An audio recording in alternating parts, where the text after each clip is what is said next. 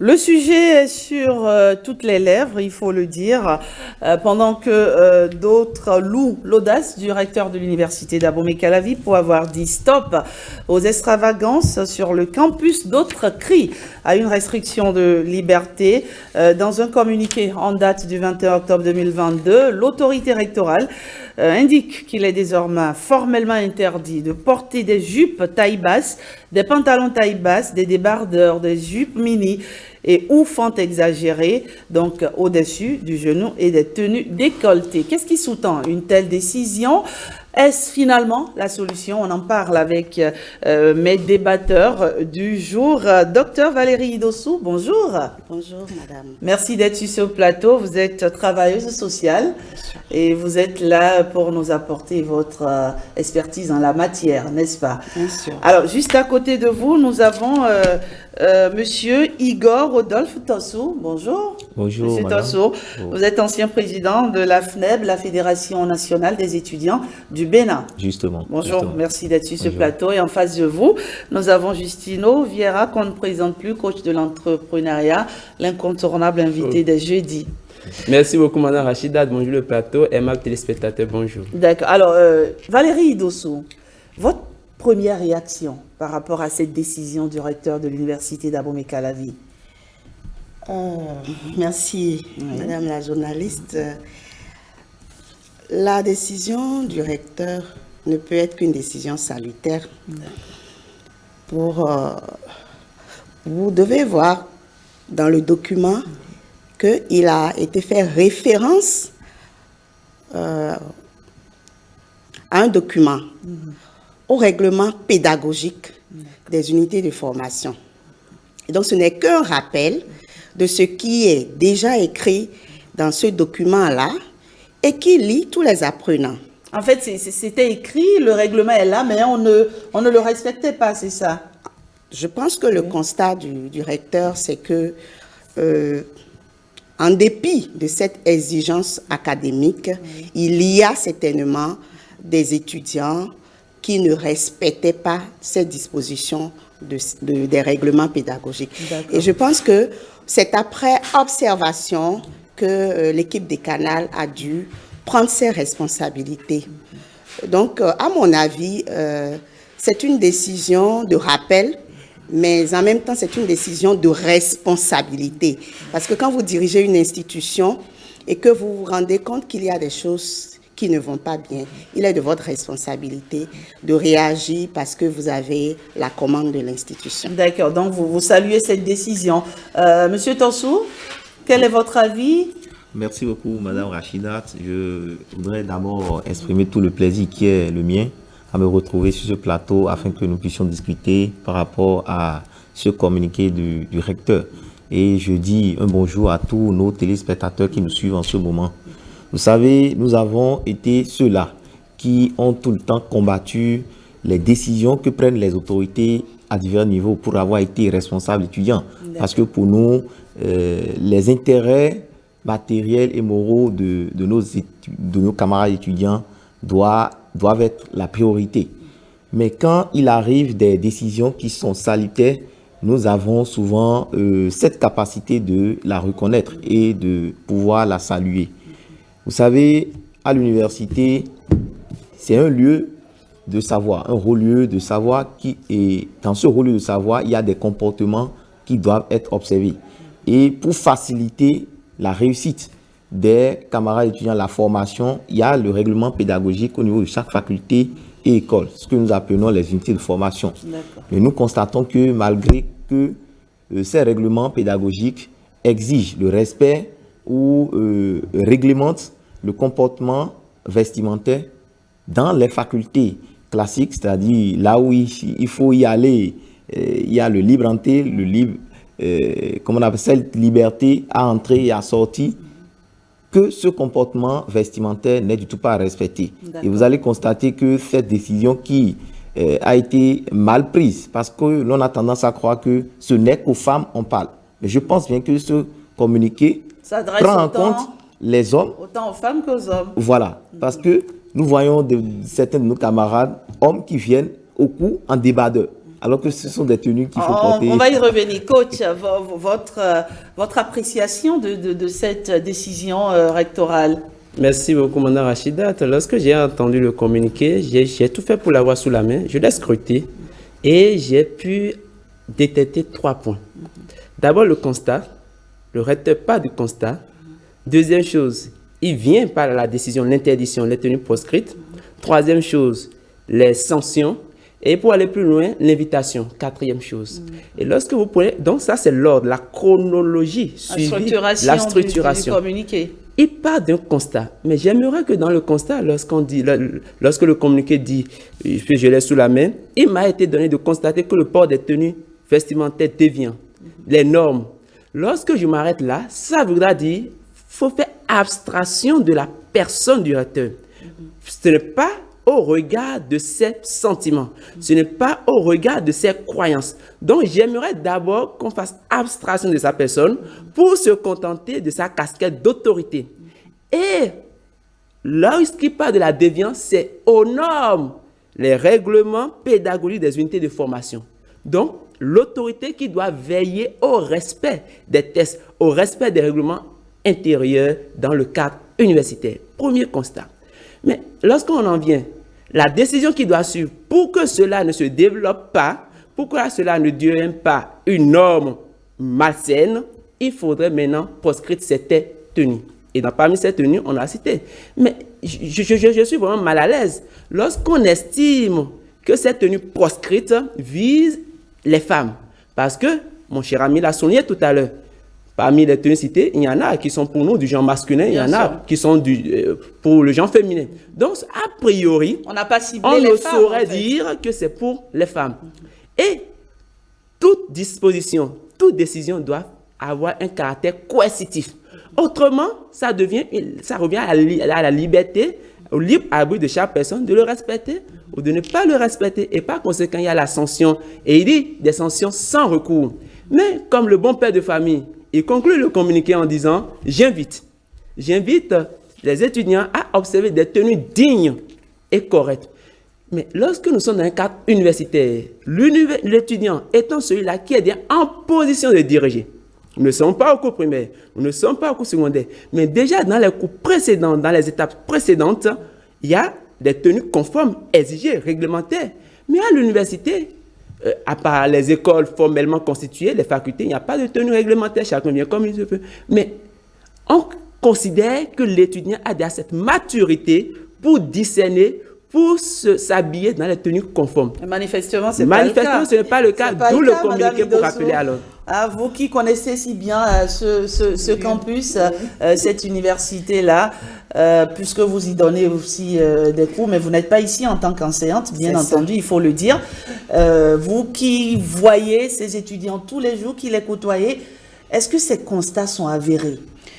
Oui, il faut le dire que c'est avéré.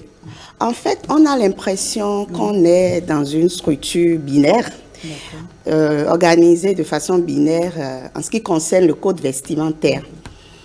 Dans la réalité, mais dans les tests réglementaires de l'institution, il est dit que chaque étudiant doit venir en tenue correcte. D'accord.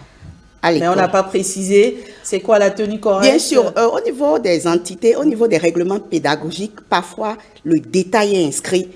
Tout ce que le recteur a récapitulé comme détail sur le code vestimentaire est inscrit dans les règlements pédagogiques.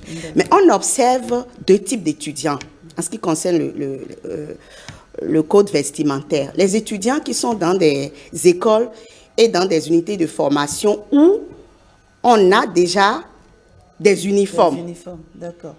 Et donc, vous les voyez tous les jours en uniforme.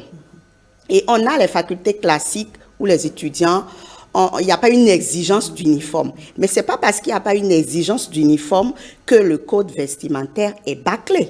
C'est vrai que depuis le cours primaire, le code vestimentaire s'inscrit dans la logique, dans la dynamique de la discipline. Parce que quand vous vous levez le matin, que vous ne vous lavez pas avant d'aller à l'école, quand vous ne vous peignez pas, quand votre kaki n'est pas propre, quand ce n'est pas repassé, on se demande quel type d'homme on est en train de formater, de former pour le Bénin. Donc, depuis le primaire, et l'école et les parents sont responsabilisés pour que chaque enfant, pour qu'on veille au code vestimentaire de chaque enfant. Ensuite, on vient au cours secondaire, c'est pareil. Et donc, quand les enfants ont le bac, il y a cette euphorie de liberté qui fait que on dit tout ce qu'on a vécu au secondaire, bon, maintenant on est libre. Une grande fille, un grand garçon. Exactement, on peut faire ce qu'on veut.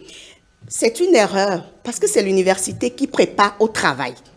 Et quand vous devez travailler dans une entreprise ou dans une institution, le code vestimentaire est très important.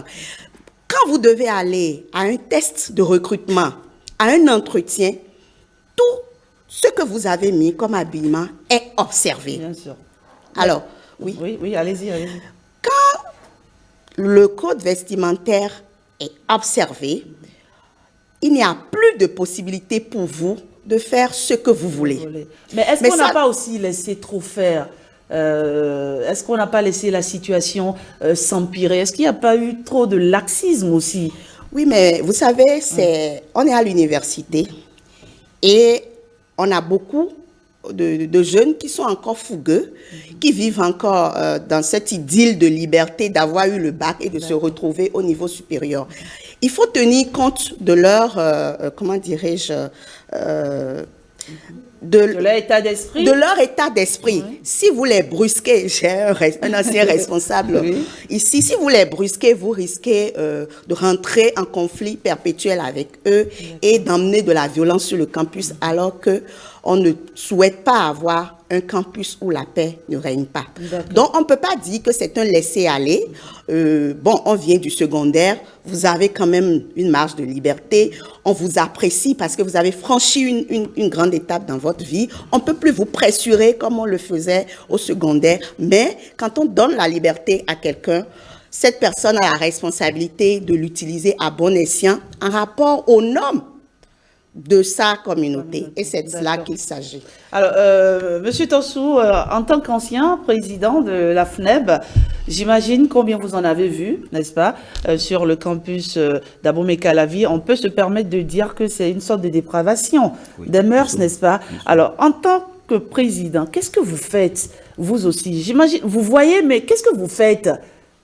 Je pense que le constat est remarquable, que lorsque nous venons à l'université, nous constatons simplement que nos camarades étudiants, pour la plupart, loin de faire une discrimination ou d'attirer le regard sur le genre, je peux dire la plupart de nos camarades étudiantes s'habillent mal. S'habillent mal. Et nous, en tant que responsables étudiants, mais nous avons... jusqu'ici, ça ne vous a jamais dérangé?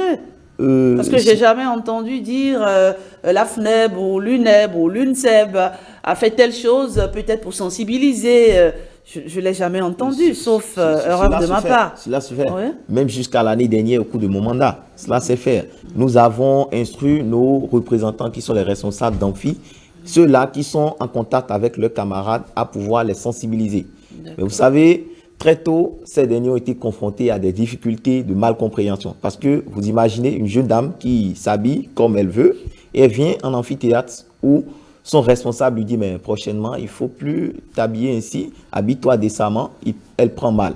Et cela amène des sources de tension.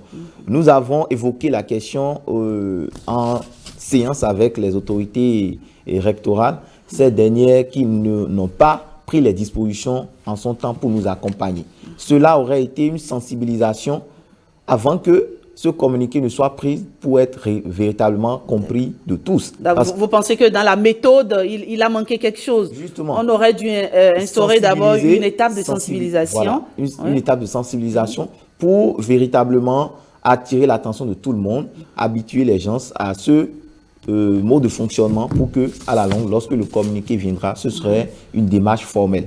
Et donc, c'est ce qui a manqué et aujourd'hui, nous avons cette malcompréhension au rang des étudiants. D'accord. Mais vous semblez fustiger beaucoup plus le comportement des dames que celui des hommes. Oui. Vous savez, la plupart des hommes, lorsque je dirais qui s'habillent... Quand les hommes portent des pantalons qui tombent, on voit leurs deux popos... Enfin, on voit les popotins.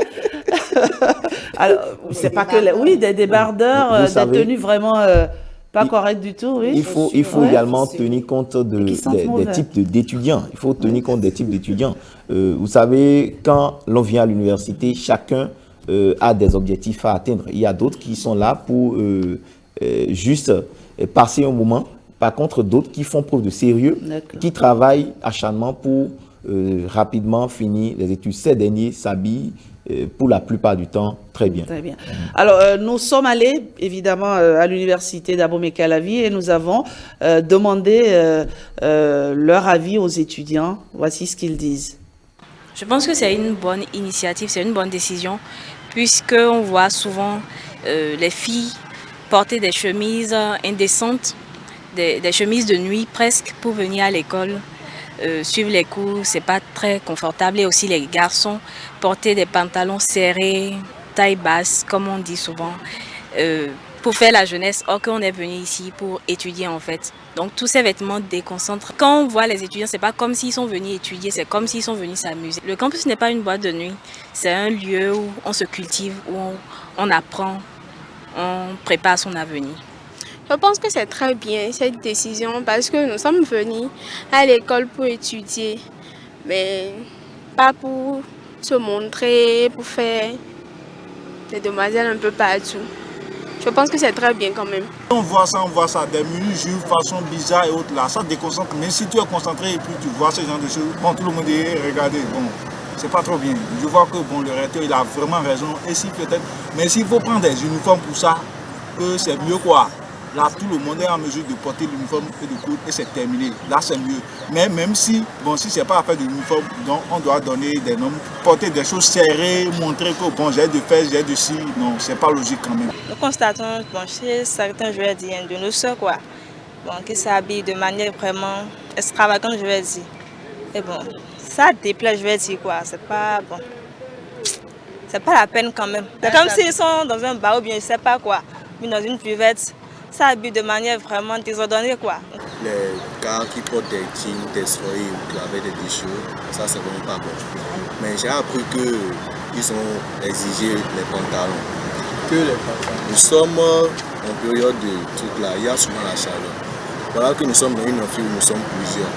Donc ils ne peuvent pas nous imposer le pantalon. Certes on peut porter des shorts, mais des shorts réglementaires qui viennent jusqu'au genou. Ça ils peuvent nous accorder cela. Ça me choquait totalement parce que moi, comment une femme africaine, quand on dit femme, bon, il faut présenter par ses manières, comportement vestimentaire, tout ça. Donc c'est par là il faut commencer d'abord. Parce que du fait que tu portes des choses, tu passes, on ne peut pas te mettre ça dans le foyer. Parce que personnellement, moi je ne peux pas envoyer ces gens de filles-là, ou bien de femmes, dans ma famille en disant que maman ou bien papa, c'est celle-là que j'ai vue. On ne peut même pas t'accepter. Ça, c'est hors jeu. Depuis que la note est passée, il y a des rappels qui nous sont faits par les enseignants, les chefs d'établissement, mais ce sont des rappels qui étaient déjà souvent faits.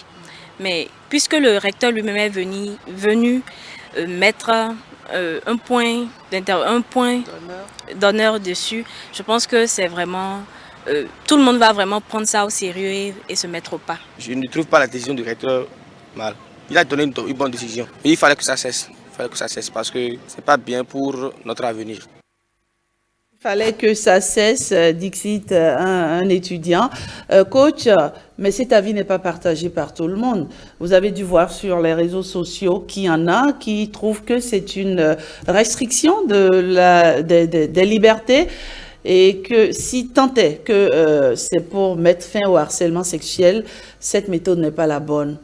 Vous savez, j'aimerais, avant de répondre à votre question, revenir sur un élément. Cette lutte est une lutte engagée depuis des années. Depuis 2016, moi je me rappelle comme c'était hier, il y avait de fortes sensibilisations qui se faisaient de la part des organisations estudiantines.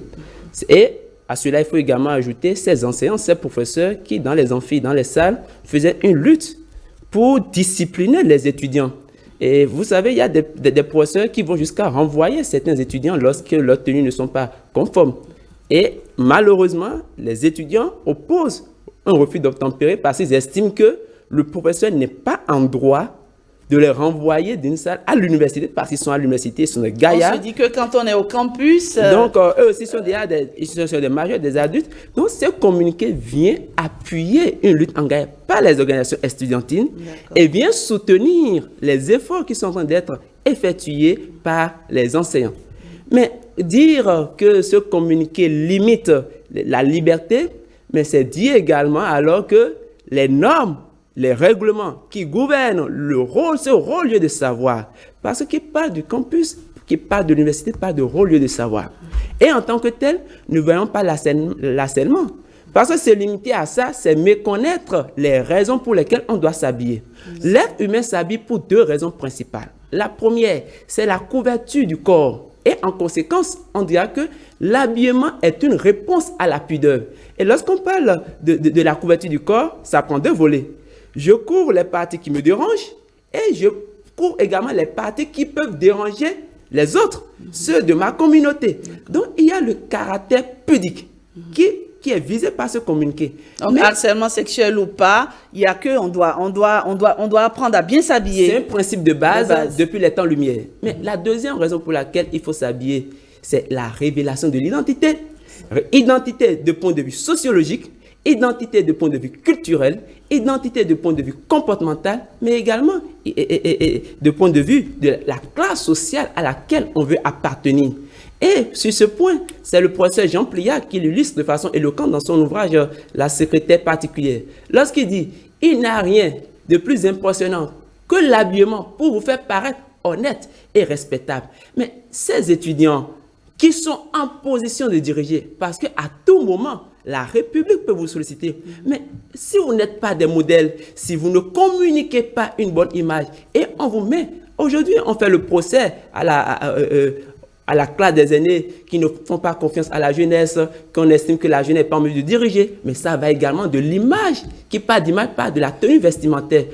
Aujourd'hui, certains aînés disent que nous avons une jeunesse, pour reprendre les mots de l'autre, fragilisée, banalisée. Rassurez-vous, je ne dis pas que c'est dessin de son piédestal, mais ce que je voudrais dire simplement, par le port des tenues vestimentaires, nous communiquons un message, nous passons un message. Quel message la jeunesse veut passer? Est-ce le message d'une jeunesse qui s'assume, d'une jeunesse qui est prête pour aller au charbon, pour répondre à des engagements de quelque niveau que ce soit dans la République, ou bien une jeunesse qui est en train de se chercher, qui n'a pas encore la maturité requise? Non, aujourd'hui nous avons une jeunesse qui doit être consciente de sa responsabilité, de son état, et cela passe par le port d'une tenue vestimentaire digne et respectable. Très bien. Alors, en réponse à ce que vous venez de dire, nous avons pris le témoignage d'un monsieur, d'un citoyen béninois que vous allez écouter dans un instant. Lui qui a voyagé de par le monde, il nous donne ici son témoignage. On l'écoute. Il y a certains habillements qui dérangent, qui cachent la concentration et tout.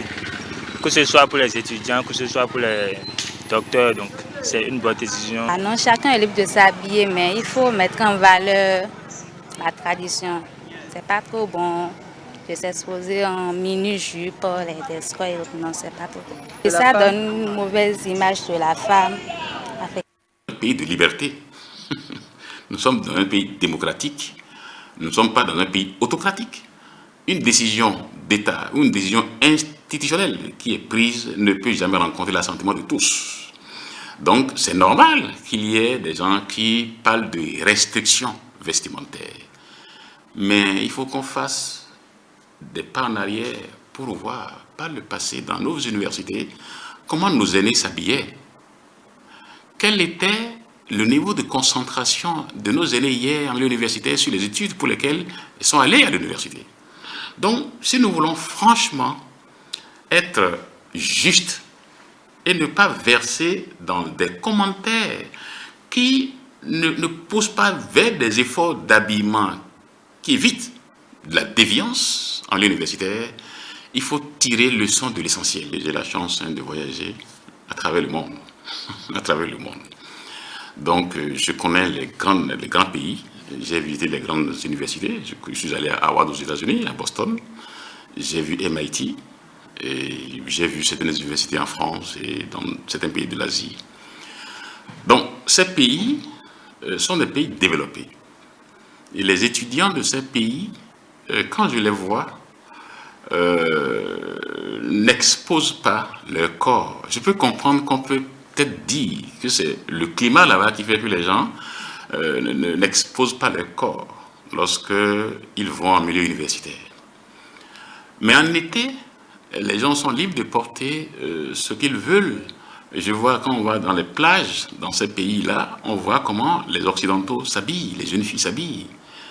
Donc, j'ai fait le constat qu'en milieu universitaire, dans les pays développés, les étudiantes s'habillent simplement, mais sans exposer leur corps. Les médias nous montrent des fois ce que nous allons adopter et qui vont nous détourner de l'essentiel. Je ne crois pas que la télévision nationale de mon pays produit des contenus sur les modes vestimentaires et qui vont vers la déviance. Donc, les contenus étrangers qui sont diffusés sur les chaînes et sur les réseaux sociaux nous détournent. C'est le témoignage de M. Rouérou, président de la Ligue pour la défense du consommateur au Bénin. Vous l'avez écouté, vous n'êtes pas de cette génération, évidemment. Il l'a dit, avant ça ne se passait pas comme ça. Aujourd'hui, les choses ont changé. Est-ce que vous pouvez nous confirmer cela? Bien sûr, je suis tout à fait d'accord avec lui. Et ce qui a changé, c'est l'exposition de la jeunesse aux médias. C'est vrai, les médias permettent aux étudiants et à toute la jeunesse d'ailleurs d'apprendre beaucoup de choses, mais nous avons dans les mains de la jeunesse un outil à double tranchant. Un outil de connaissance, un outil d'acquisition de compétences, mais un outil aussi qui peut éloigner de l'essentiel.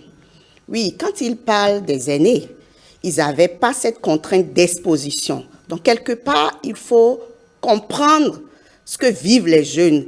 C'est vraiment un bouillonnement au fond d'eux-mêmes pour tout ce qu'ils savent, pour tout ce qu'ils voient, pour les débats qui se font sur les réseaux sociaux, les débats sur la liberté. Mais c'est quoi la liberté? D'habitude, on dit souvent que ma liberté s'arrête là où commence celle des autres.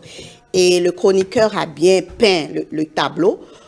Lorsque je m'habille pour moi, mais je m'habille dans un contexte. Qu'est-ce que je fais du contexte? Dans le passé, les nôtres étaient peut-être plus, plus contraints par les membres de leur famille. Aujourd'hui... Les parents ont démissionné. Aujourd'hui, je ne dirais pas que les parents ont démissionné, mais ils ont moins de ressources. Avant de venir sur le campus, j'imagine qu'il a bien quitté la maison.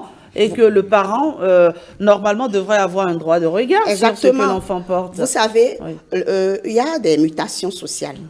Il y a beaucoup de femmes qui travaillent aujourd'hui, beaucoup de mères qui travaillent et qui quittent leur domicile très tôt. Donc, les étudiants qui viennent sur le campus sans que leurs parents ne sachent ce qu'ils ont portés comme habits, peuvent être dans la déviance.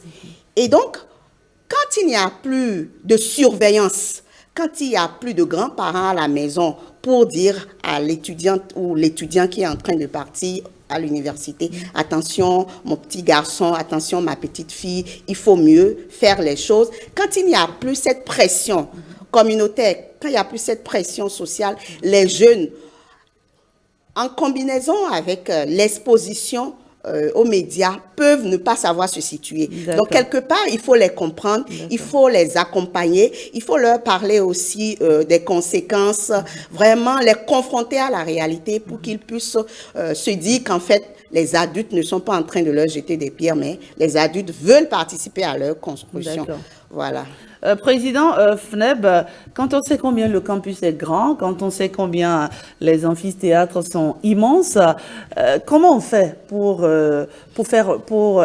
instaurer le suivi de tout cela, en attendant que nous allons recevoir Maurice Tantan qui va nous dire un peu les avis des internautes sur le web. Oui, allez-y. Je crois bien, vous savez, si nous sommes aujourd'hui confrontés à ces difficultés, je peux dire d'abord que c'est le désir exacerbée de nos camarades étudiants d'être dans la dynamique ou d'être en adéquation avec la mode qui les amène à adopter ces comportements vestimentaires. Et je voudrais rappeler que la plupart des étudiants et étudiantes qui sont à l'université ne sont pas avec les parents. La plupart d'entre eux quittent les milieux lointains pour l'université. Oui, et là, les parents n'ont pas totalement un contrôle sur eux, ne savent pas comment est-ce qu'ils sortent de la maison et comment est-ce qu'ils reviennent. Les étudiants sont nombreux, certes, mais je pense que chaque bureau exécutif qui est à la tête de la FNEB, qui dirige les organisations estudiantines, définit la politique en son sein. Et donc, les jeunes qui sont en exercice vont pouvoir, avec les responsables d'amphi, s'organiser de sorte à ce que, même s'il faut continuer dans la même dynamique, parce que pour faciliter l'entrée dans les salles de cours, compte tenu de l'effectif qui est pléthorique, l'on met en place des dispositions pour non seulement le contrôle des cas d'étudiants, afin que ces derniers, en se mettant en rang, puissent entrer en amphi. Et donc, le rectorat devra donc, comment je vais dire, s'appuyer sur les organisations pour que véritablement ce contrôle soit fait, pour qu'on s'assure d'un respect non seulement du communiqué du recteur, mais également de ce changement de comportement vestimentaire pour plus de concentration afin que nous atteignions plus facilement. Vous pensez qu'on va y arriver? On peut y arriver? On peut y arriver. L'autorité rectorale on peut y arriver. Le taureau par école. Justement, on peut y arriver. Ce serait la sensibilisation progressivement. Et je peux croire en la conscience de cette génération qui finira par s'adapter. On donnera cette liberté comme nos camarades étudiants ont l'habitude de le faire. Après les cours, le soir, venir se distraire aux environs du campus, Zogbadier, ces derniers peuvent s'habiller comme ils avaient l'habitude de s'habiller pour venir à l'université les soirs, pour s'exposer afin d'être également dans la dynamique de respecter ou d'être en adéquation avec la mode. Être à la mode ne veut pas dire se dénuder. Hein? Maurice Tantan, bonjour. Bonjour Rachidatou Biobama, bonjour à toutes et bonjour à tous. Sur le net, ça a beaucoup réagi, n'est-ce pas? Évidemment, sur le net, le débat que nous faisons ici est également d'actualité, également en train d'être fait. Et ce qu'on peut dire, c'est que les internautes sont relativement partagés sur la question, sur le communiqué du recteur de l'université d'Abomey-Calavi au sujet du rappel à l'ordre des tenues vestimentaires autorisées. Il y a eu des commentaires sur Twitter, sur Facebook, mais comme je vous l'ai dit, un peu de partage dans l'appréciation. On va commencer par prendre les réactions sur la toile au niveau du réseau social Facebook. Jean Kokouzuno nous écrit que la décision de rappel à l'ordre du recteur concernant les tenues vestimentaires non autorisées est une très bonne décision. L'université, écrit-il, est le temple du savoir, un lieu qui forme nos élites. Ce n'est pas un lieu où on vient valoriser la mode ou faire un concours de modèles. Il faut faire des sensibilisations à tous les niveaux et impliquer tous les acteurs du système éducatif afin que cette décision soit suivie à la lettre, afin que cette pagaille, écrit-il encore, vestimentaire, soit rayée sur nos campus. Donc, conclut Jean Kokouzuno, qui est en adéquation avec la décision du recteur Avlessi. Comme lui, Edson Mariano Huyeme nous écrit que le rappel à l'ordre du recteur de l'UAC au sujet des tenues vestimentaires au sein des campus est à encourager, car l'université est un lieu de savoir et non un lieu où l'on vient valoriser la mode ou l'extravagance, même si cette décision va peiner à mettre totalement fin au cas de harcèlement que subissent nos sœurs à l'UAC. Tout au moins, la situation sera régularisée, analyse encore Edson Mariano Yemen.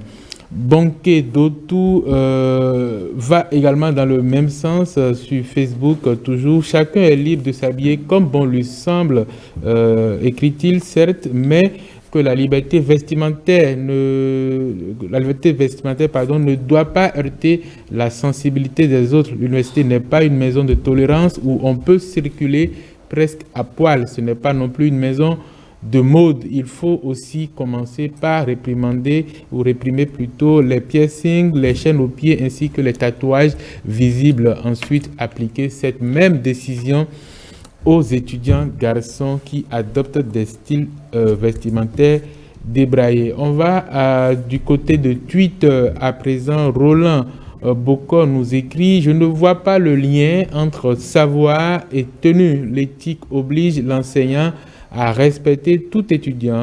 Quel effet a la tenue sur nos profs à l'UAC, s'interroge-t-il. C'est une insulte aux profs béninois.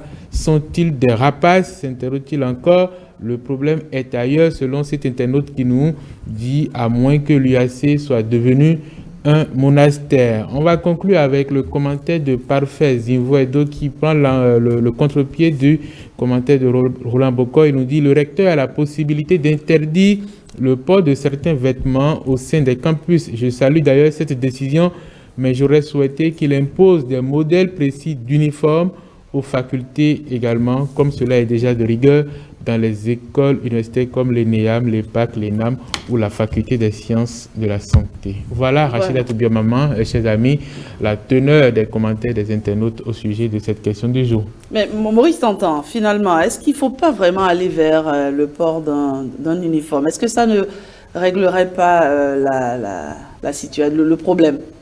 Ouais. Je pense que, comme Madame le disait un peu plus tôt, lorsqu'on arrive à l'université, on estime que les étudiants sont un peu plus grands, un peu plus responsables et qu'on leur accorde une certaine liberté. Donc, on essaie de relâcher un peu la contrainte sur ces personnes-là. Et donc, c'est pour ça qu'on laisse chacun s'habiller comme il veut, sans une contrainte de forme. Maintenant, la question que vous posez, il faudrait voir aussi avec les autorités rectorales qu'est-ce qu'on veut régler effectivement. Si l'uniforme va régler la question, je ne suis pas sûr parce qu'aujourd'hui, les règlements intérieurs existent et précisent les tenues qui sont adaptées, qui sont autorisées. C'est parce que il y a des peut-être qu'il n'y avait pas de rigueur dans l'application de ces règlements intérieurs. Peut-être qu'il y a des différences. Moi, j'ai fait une école à l'université, l'ENAM, où vous ne pouviez pas venir, même débrailler. Vous avez une mais vous l'avez dit, à l'ENAM, on porte un uniforme. Oui, bien sûr. Oui. Enfin, ce n'est pas le cas dans les facultés. Ce n'est pas le cas dans les facultés, effectivement.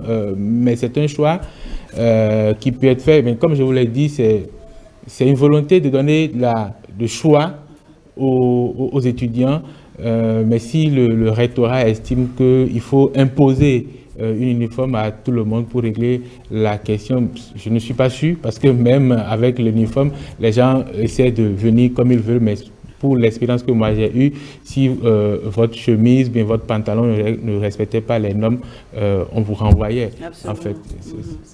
Voilà, alors hier, lors de notre tournage, si vous le permettez, nous avons fait la rencontre de deux amis, Océane et Annette. Océane qui a été renvoyée, n'est-ce pas, des cours, mais son amie a bien voulu nous le dire au départ, elle n'a pas voulu nous confier cela. Son amie nous l'a confié et par la suite, elle-même, elle a voulu réagir promettant, voilà, qu'elle n'allait plus le faire, qu'elle allait faire attention désormais à ce qu'elle porte. On écoute. Moi, je pense que c'est pas bon de porter ce genre de tenue, quoi, parce que ça provoque vraiment. Par exemple, le monsieur l'a dit de sortir à cause de la tenue qu'elle a portée. Bon, c'est pas bon. Moi, je ne porte pas ce genre de tenue. Bon, moi je lui ai demandé pourquoi elle ne porte pas les robes ovales. Elle m'a répondu que c'est à cause de son travail. Nous étions partis au centre commercial et du retour, il était déjà dans la salle. Et puis elle a dit qu'elle ne veut pas rentrer. Elle m'a dit que je vais rentrer dans la salle. Et je suis rentrée dans la salle, il m'a dit de se retourner. Et après il m'a encore rappelé. Elle a dit comment m'appelle, j'ai dit Océane.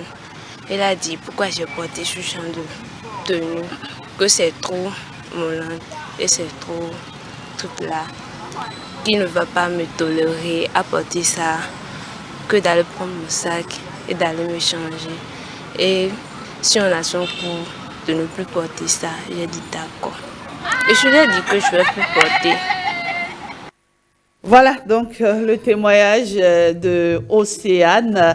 On voit ainsi que ça a commencé sur le campus d'Abomey-Calavi.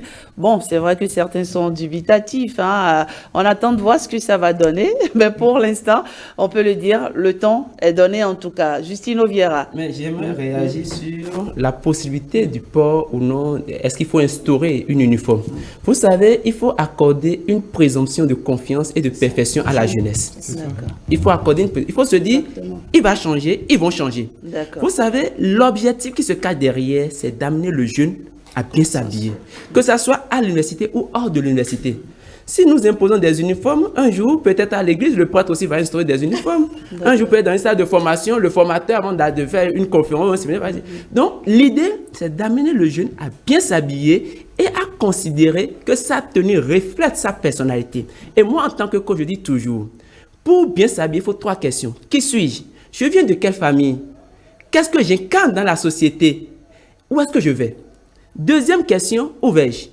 Le lieu. Le lieu, la destination démontre ou bien soutient le type de tenue. Lorsque je me rends dans une boîte de nuit, on ne demande pas à nos sœurs ou à nos frères de se mettre dans les tenues de 1964. Non, la mode, d'accord, mais il faut associer à la mode l'éthique. Et troisième question, quel avenir je me recherche? Un jour, on me sortira des images. Un jour, on me sortira des photos pour montrer il y avait cela 5 ans, 10 ans, cher monsieur, chère dame. Voilà comment vous habillez. Et aujourd'hui, la postérité, il ne faut pas perdre de vue. Le jeune, aujourd'hui, est père de famille. Qu'est-ce qu'il veut transmettre? Quel héritage? Quelle éducation? Tout ça doit être pris en compte et amener le jeune à sensibiliser. D'accord. Le jeune sensibilise le jeune parce qu'entre nous, on connaît mieux notre langage. C'est déjà fini pour le débat. Madame Idossou. Le coach a parfaitement raison, mais je voudrais féliciter la jeune fille qui a pu témoigner.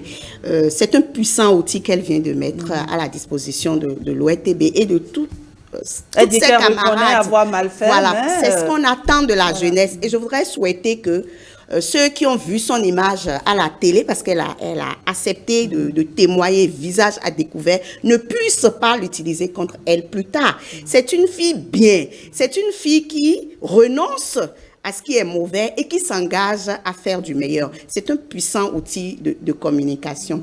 Pour la jeunesse maintenant, nous devons inviter toutes les personnes qui peuvent soutenir la jeunesse à le faire.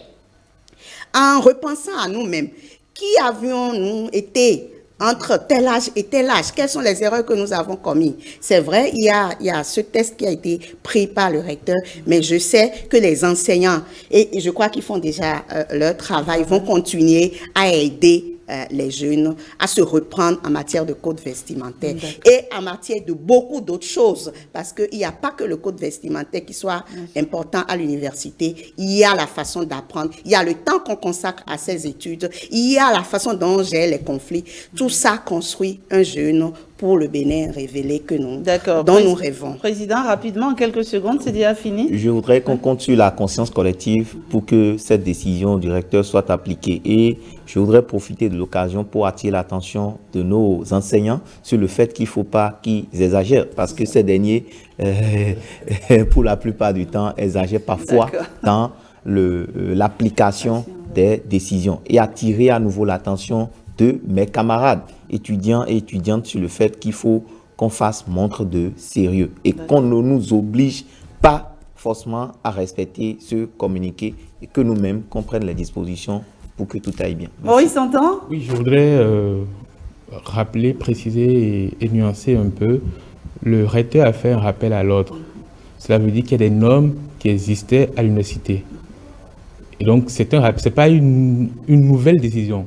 Dans les écoles, dans les facultés, il y a des normes qu'il faut respecter.